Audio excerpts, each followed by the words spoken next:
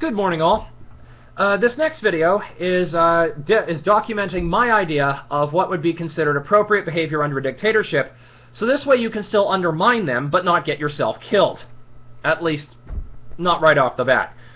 Please note, this requires a mass endeavor. To pull this off. And when I say a mass endeavor, I just simply mean get you and your friends to do it, and then slowly tell their friends, and hopefully by this consistent undermining, the society will collapse, or at least the dictatorial society will collapse, or at least take major dents from this particular working. So, specifically, the idea goes as follows. Normally, this is an effect that seems to happen under oppressive systems anyway. I'm just suggesting that we take advantage of it. Picture idea A.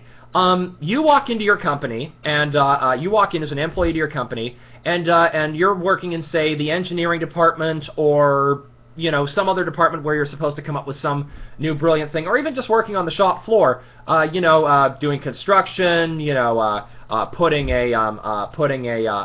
building something on an assembly line, take your pick, right?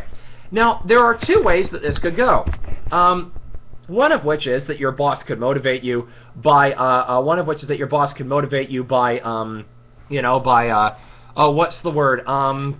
by giving you great incentives, health benefits, daycare, if you're a mom with kids, a union job, a good wage, and most importantly, decent respect for the work you do. And if, and under circumstances like that, that can be a great boss to work under, and you want to work your best because, you feel that you believe in the job. But what happens if you get a boss who is consistently treating you like a slave or like shit, trying to cut your wages back, that kind of thing, and is consistently undercutting your system? Well, here's my thought. I've actually heard stories. Now, mind you, I can't remember the specifics off the top of my head right now because I only heard these from second and third parties. And I also remember vaguely reading about some of these in a couple of science fiction novels, so again, I'm not sure quite how this would work, but I thought let's put it to the test. If you were in a dictatorial country, or a dictatorial system, or what have you, might I actually suggest the idea that you actually just let your work suffer? I'm thinking that this potentially might be the greatest form of rebellion coming up without actually having your openly protesting and, possibly getting yourself tossed in prison. It's quite simple. If your company is run by a really bad boss, or if you are in a country that is run by a dictatorship and, effectively, your work is basically controlled by the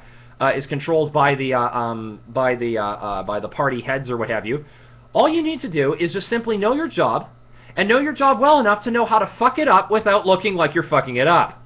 There's plenty of videos online on how to do this, particularly for office work, but all you need to do for a factory job or for a farming job or something like that is, just absent-mindedly forget to pollinate, in China where they've had this bee drop issue, and they're paying peasants, less than starvation wages to physically pollinate every single plant. Just forget to pollinate 2, 3, 4 plants. And then you mention to your buddy, hey, by the way, and then you mention to your buddy, oh, hey, by the way, in whatever job, it's like, hey, buddy, I'm not feeling so good about this particular work, and I'm thinking I'm not going to be up to my usual top performance today. Maybe we ought to let this, maybe we ought to suffer this a little bit, maybe we ought to, maybe because of the fact that our, that doing our best work is not actually helping the best of the system, then maybe we should let it suffer a little bit, since that's where it's going to go anyway. And and then have the next person, do the exact, and then somebody else as part of the team goes, sure, why not, And my thought is that since China is 1 billion strong, if even a small percentage of these people, if word got around throughout the peasant populace, just through casual talking to their friends, and say in a factory a particular nut or bolt didn't get screwed in as tightly as it was supposed to be, or in one spot here, or a computer program in one of the other departments missed a line of code there, or a few flowers didn't get pollinated in one spot, basically, that old expression, be lazy while trying to get paid? The reason why I'm finally supporting this, now please understand, this goes against everything else that I stand for. This goes against my idea of trying to keep rationalism, empiricism, pushing for the absolute ideal you can, you know, and more importantly, trying to push for the absolute ideal as with respect to the real world to make a valuable measure of success, in theory. But remember that but you see, the thing is that the reason why I am supporting this idea is for one simple reason.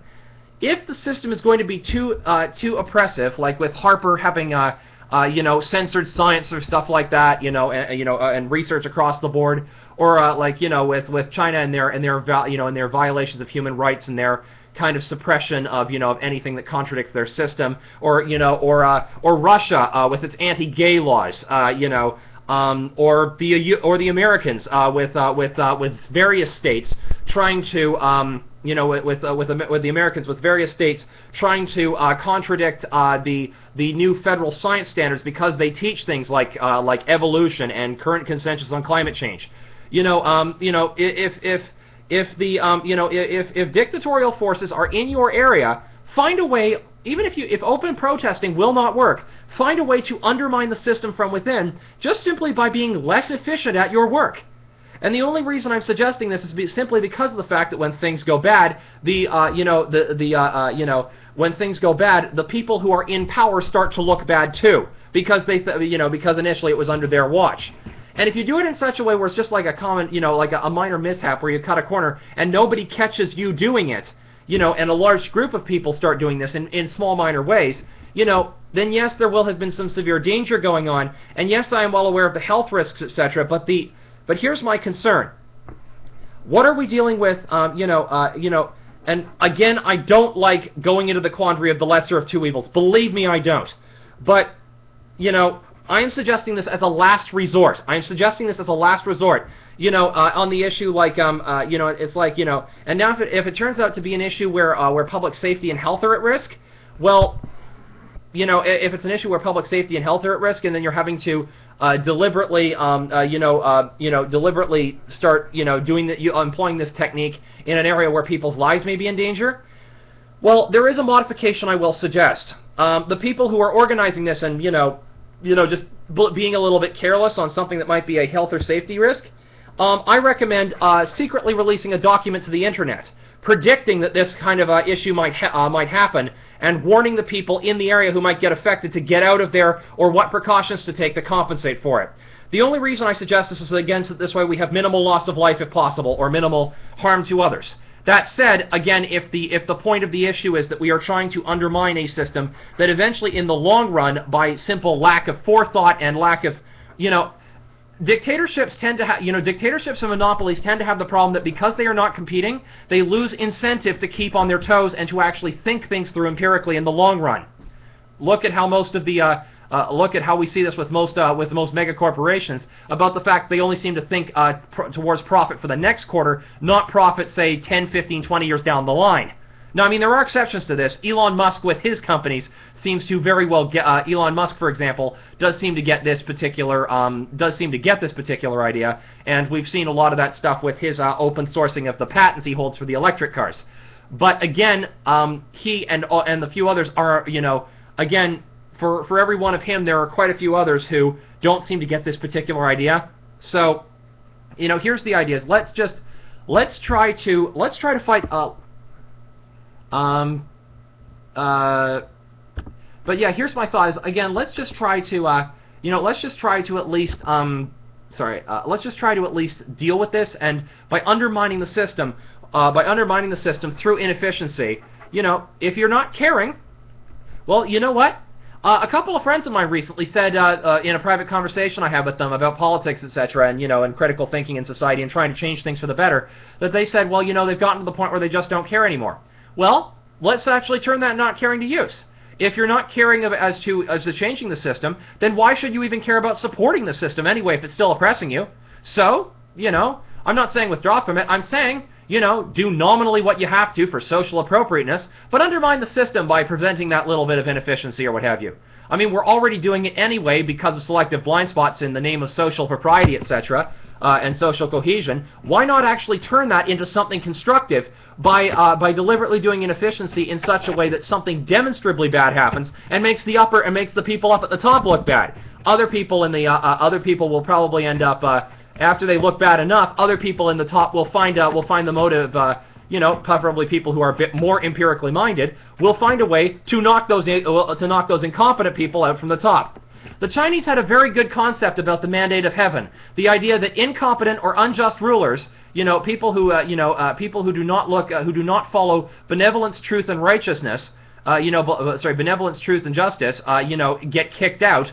Routinely. I like that concept. I love the mandate of heaven concept, and I'd love to see it done by showing the incompetence, from down the line as a protest, rather than just